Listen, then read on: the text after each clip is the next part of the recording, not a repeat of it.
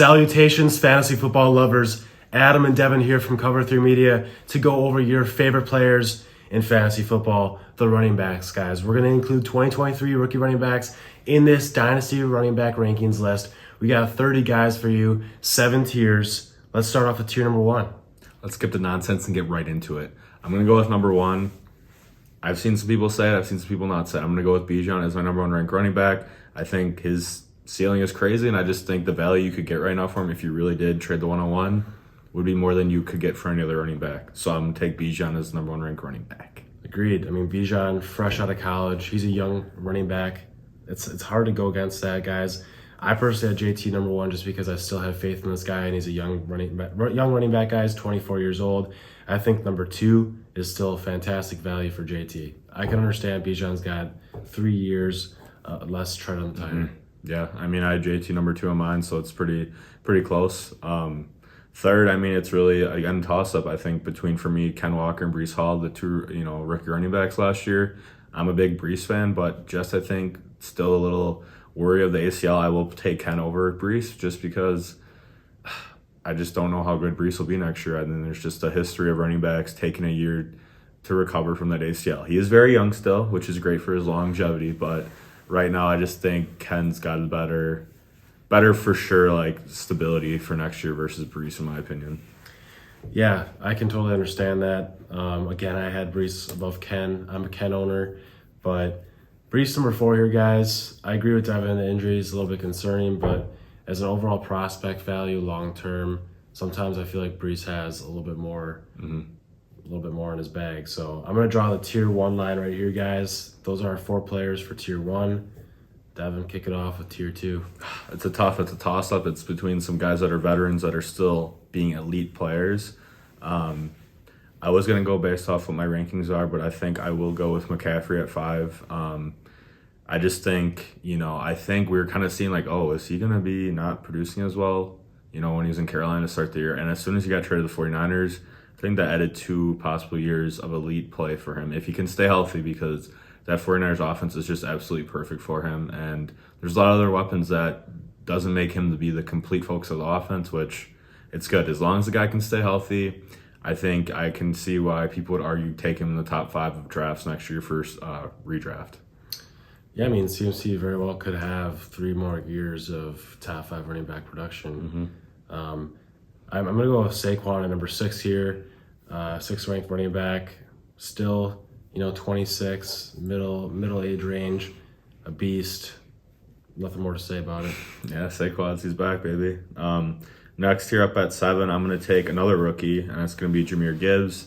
I think the sky is the limit for this guy. Explosive back, very good pass catcher. Again, we talked in one of our previous videos, the BMI we got to watch out for. I'm a little concerned if that matches James Cook, because it's a little concerning for me, but I just think he's going to be such a weapon in the NFL. And I know a lot of people are comparing him to Kamara, but I think he might be a little more Aaron Jones than Kamara, which I'm not saying that's terrible, but I love Gibbs, especially this full PPR dynasty, guys, full PPR. So his pass catching ability is very valuable to have. Definitely. Yeah, guys, another guy who's got PPR upside and is paired with a young, talented quarterback, Travis Etienne, guys, number 8 running back. I know last year we were all hoping for an extremely big breakout year. I still think he has some great games. Thinks he's got some stuff to work on. 24 years old, still got time in the tank. So yeah. Yeah, so my next guy, I know me and Adam will disagree a little bit on this, just because it was a little bit of a weird year for him to start, but Josh Jacobs had a career year. He is a free agent this year, so we need to know what the hell's going to happen with him. But again, I just think some of those big games he had is just so elite to have and very impressive. So I'm going to take Jacobs at 9. I know there's some people that ranked him around here, and then there's some people that might have him more at like 15-ish, but I still think you can't go wrong with him. And regardless if he leaves, I still think he's got to be good for a few more years, in my opinion. Definitely. Yeah, can't complain with that. I mean, Jacobs has been a consistent producer for fantasy, whether it be a running back, high-end running back 2, or even last season being top 5 running back. So, did you draw your tier line there? Yeah, I'll draw Jacobs as a tier line for sure. Okay. Even, I don't know, I might have to put it after Etienne, honestly. I think it's a toss-up, But I think, yeah, I will put it after ETN for tier 2. So Jacob starts tier 3, guys. I just think he's right there, but hasn't had as many elite years yet compared to other guys. And just ETN and Gibbs are just younger too. Yeah. Yeah, definitely. So tier 3 guys, there's a lot of guys I think that could fit into this tier for me. It's really tough. If you're drafting here and you're looking at tier 1 and tier 2, I think your tier 3 selection, if you're looking for a running back that might be in this tier 3 range in a draft, might have to do with how young your first running back was. Maybe you get a guy who's more of a veteran, consistent points. But yeah, tier 3 guys, I'm gonna have to go with Javonte. I know he had the injury this last season, but he had it really early on in the season, so hopefully he can come back and produce right out the gates this next year. If not, come playoff time for you guys. He's still a very young back. He's got the size. I have to take him there with the youth factor for sure. Yeah, I love Javonte. He's a beast. I have a little bit lower in my ranking, but I have him in this tier. So again, it's horse apiece. It just depends how healthy he looks next year. Next up, got a couple veterans that I like around the same tier here range. So I'm gonna go with Austin Eckler. I thought about a different guy, but Eckler, just how damn good he's been the last couple of years and is getting in the red zone, scoring those touchdowns. I know he's older, but I think the type of running back he is, he's going to be fine for a couple more years because he's such a dominant receiver. He doesn't get as many carries in between tackles that, could affect running backs' longevity. So I think Eckler, especially just with Herbert paired with him, and it's cool. He really enjoys fantasy football, so it's cool to watch. And I think if you got Eckler in a startup at the 11th running back, that's a pretty damn good steal if you're trying to compete right away. If you're trying to rebuild and get younger, obviously you want to go elsewhere, but I don't think you can go wrong with Eckler. We got to stop devaluing veterans so much because they're still producing top numbers. And it's like, oh yeah, he didn't, I don't know, he's just getting older. He's like 28, 29. Yeah, was he RB1 last year? Yeah. Yeah, exactly, guys. I mean, if he finished out his career with like 2 to 3 seasons in RB1 territory, I'd much rather have that than some of these other guys who might be like running back 2, running back 3 even. So yeah. So Devin went Eckler there, guys. I'm going to have to go with Derrick Henry, 29 years old. I know he's getting old, guys, but year after year, people are like, when is Henry going to fall off? I don't know if he will anytime soon. Similar story. I know Henry doesn't have that PPR upside, but he's just such a beast, and he produces. And again, one of those things where I think he could be a running back 1 for at least a year or 2, and I'll take it. Yeah, again, I have Henry a few spots lower, but in this tier, he's a beast. I mean, I think if you have him, most likely you're a competitive team in Dynasty, and I think you gotta keep him on your team and run with him until he dies on that field, because I don't think there's this list of these guys that you're not gonna get the value for what they're worth, because people just see the age, but they don't look at the actual productivity, which is frustrating, but I get it, I guess. Next for me at 13 here, I'm gonna have to take Nick Chubb. Had one of his best seasons this past season. Again, similar to Henry, he's got that, not a great pass catching ability. I'm not saying him and Henry are bad pass catchers, but they're just not involved in the offense. Chubb's one of the best pure runners in the NFL. Him and Henry, I think, are the best 2 pure runners personally, like just running backs alone. And the offense is built around him. I know they got Watson, and he struggled a little bit with him, but if you dive into it more, he got the yardage, he just didn't get his touchdown. So as long as he's getting those touchdowns here and there, I still think Chubb is easily a high in RB2 in my opinion in Dynasty. And again, it's a guy who he's getting a little bit older, but I still think he's definitely an elite player, and his ceiling's not crazy high because he doesn't get the pass catching ability, and he sometimes doesn't get those 30 touch games. But from what I saw, he hasn't slowed down at all in my opinion. So yeah, number 14, I'm gonna go with Ramondre Stevenson, guys. Some of you guys might think he should be rated higher. I don't think so. When you really break it down, I mean, he is 25 already. I know last year was his second season in the league. Good for a second year in the league, but 25 still, guys. He's got some good PPR upside. I just don't know. I really don't know what his future looks like. He very well he could be one of those guys who has like one good season and he's out. So that's the way I feel about him. I still feel like this is a good spot to kind of position him, because I think he has that upside to take it up another step, but I think he also has the risk of stepping back a little bit. So yeah, it's just always risky with Patriot running backs, regardless how good they are. I had Stevenson around the same spot too. Next up, might be a little controversial, but I'm still gonna go with Joe Mixon. I just love his talent. His yards per carry is going down a little bit, which is kind of concerning for me, but And obviously, he's got the off-field issues going on right now, but the Chargers did get dropped. I mean, I'm not saying he did anything good. I'm just saying, as a fantasy manager, it looks like it might be all right for his value. Again, just being paired in that offense with Joe Burrow, Jamar Chase, T. Higgins, I just love it. And again, I think I would take him here at this next spot. I mean, you could go younger out like a Najee or Swift, but I have concerns for them as well. And I have seen Mixon put together, a very good season just 2 years ago. So he's still solid, but we'll see. Yeah, guys, so we're going to draw the line there for tier 3. We're halfway through this rankings. Got 4 more tiers left, so it probably won't be seeing a big tier like that again. But starting off with tier 4, I actually had Chubb and Mixon in my tier 4. I had 2 other guys above him, but that's just the way this format's working, guys. Everyone's going to have different opinions. I'm going to have Najee Harris going here at the top of the tier 4. 25, so he's definitely getting up there in age. Know he had a down year last year. Sometimes I wonder if his foot injury was lingering. The offense wasn't that great in my mind. Different quarterback, which definitely, again, in the future, if things don't change, he doesn't get that receiving load like he did with Big Ben, Right. then, his value is going to go down. But I do like that he has that upside. I love what he showed his rookie year, being, I think, 3rd running back overall in PPR for average points per game. So I got to have him in at least like the top half of the top, I had him top half, but very end of the top half, but right around that middle 50% range out of this top 30. I think that's pretty good for him. I have Najee literally ranked 16th on my list, so I agree with the spot completely, everything Adam said. Next up, I've thought about maybe some rookies I like, but I will go with DeAndre Swift still. I know this page you probably have noticed we're not the biggest fans of him, but again, he is a talented back, regardless of what we say. He's just, I don't think he's going to be able to handle a huge workload, and you just got to be realistic with him more. Don't be sitting here acting and telling me he's a top 5, 7 dynasty running back. He's not. He proved that he can't stay healthy. He proved that he can handle the workload once again this season. But he is a very good pass catcher. He can, get in the end zone pretty solidly if Jamal Williams ain't vulturing him at the one. But yeah, I think it's just a weird situation for him. I think he's talented, but I just don't think he has that high of a ceiling as we thought he was going to have. Yeah. I totally agree. With the number 18 guy here, guys, I'm going to go with Aaron Jones. I like him.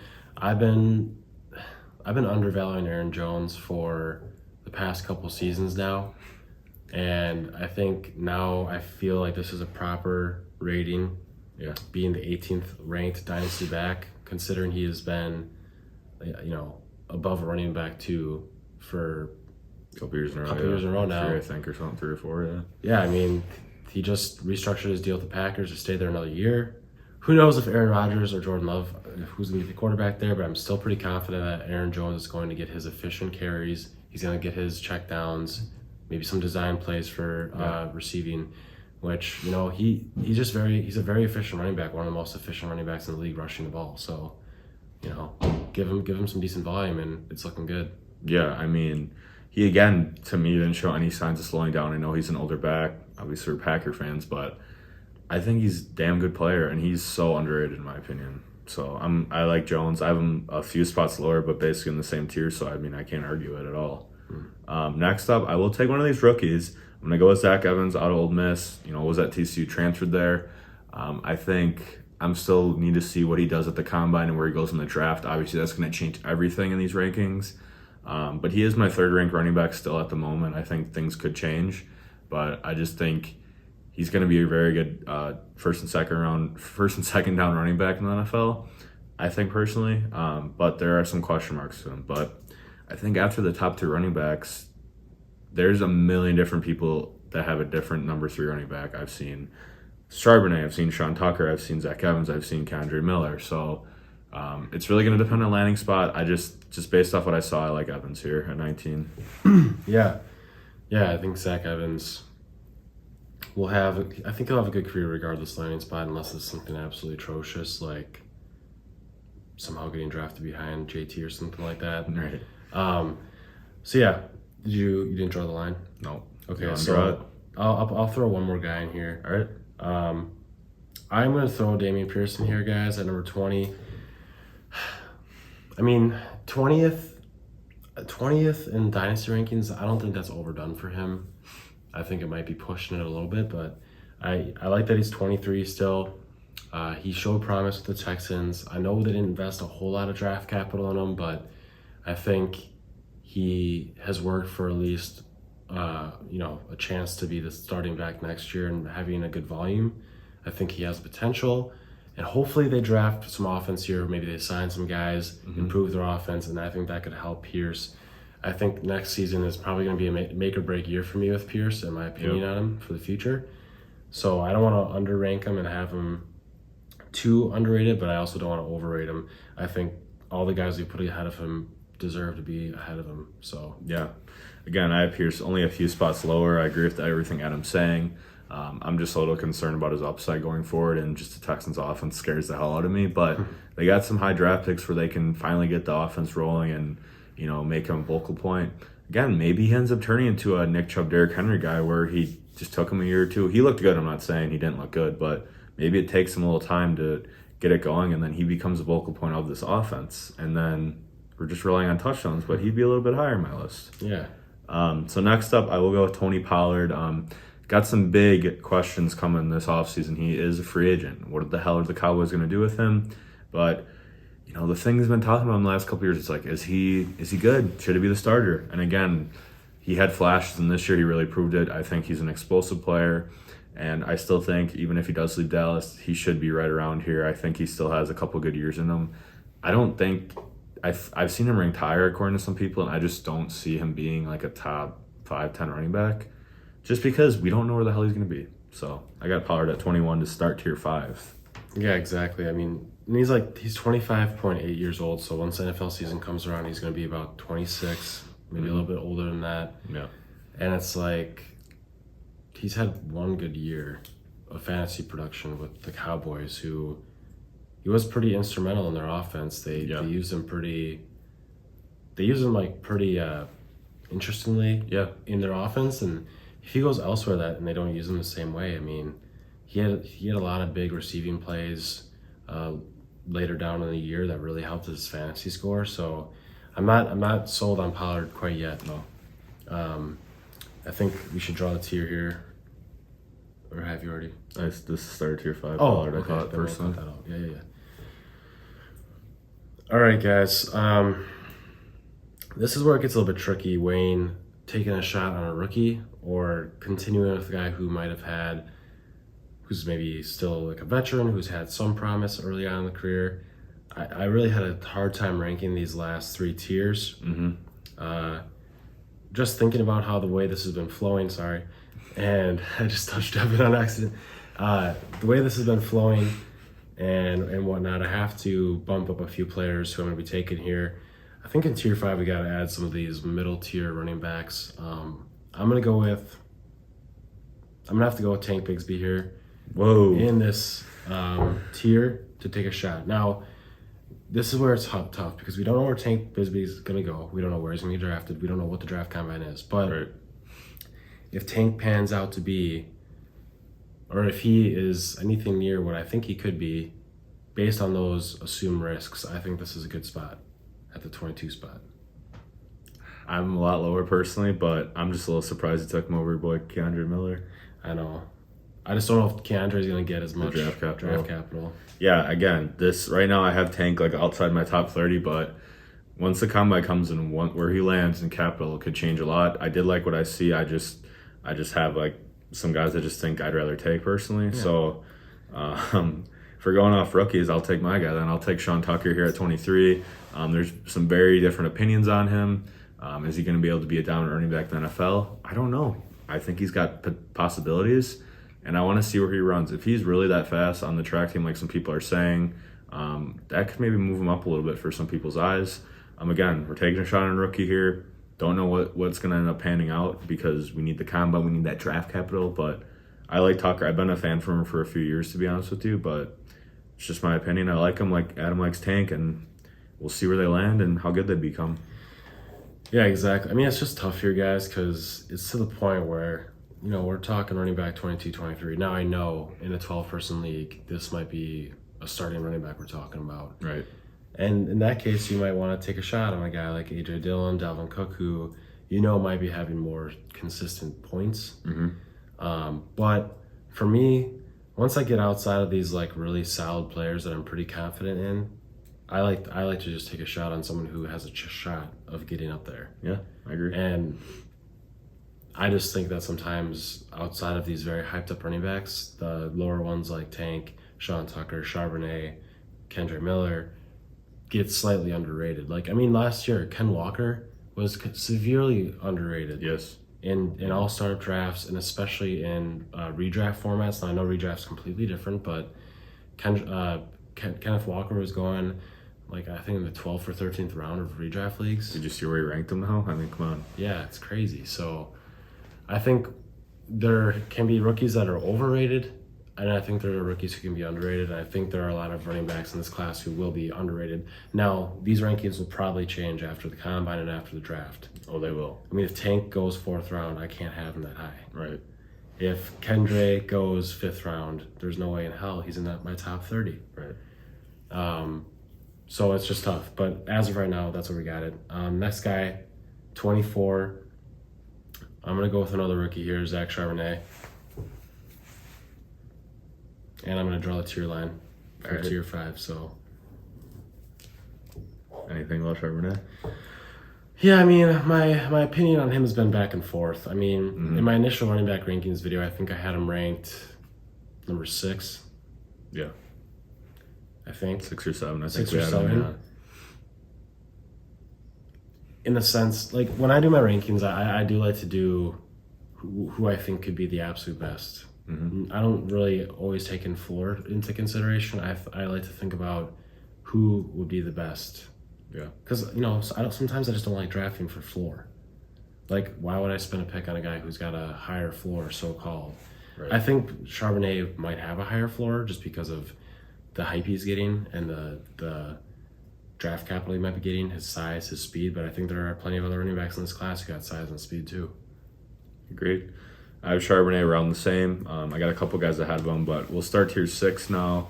I will go with J.K. Dobbins. I'm not the biggest fan of the guy, but he did tear his ACL, and he had a good end of the season, but there's just some runs he did not look very explosive or fast, and it really concerns me. And he even joked, I saw on Twitter, saying, like, don't worry, I'll get my speed back, which I thought was funny because he's acknowledging it. So I think maybe another year off the ACL he can get back. As of right now, he is the starting running back for the Ravens, unless something else changes. He's getting the bulk of the carries, and they're a run-heavy team if Lamar remains there. So as of right now, I think Dobbins is a great guy to start tier 6. Yeah, definitely. Still got a couple years maybe turn it around. So Yeah. I'm going to go with Dalvin Cook here, guys. I know it's looking like Dalvin's starting to lose his edge. I definitely see that. Sorry, Sam. Yeah, I mean, he's still being utilized well. He's 27 and a half, so, this is basically like a lease. You got him for 2 years, and Yep. that's about it. I mean, he could keep playing.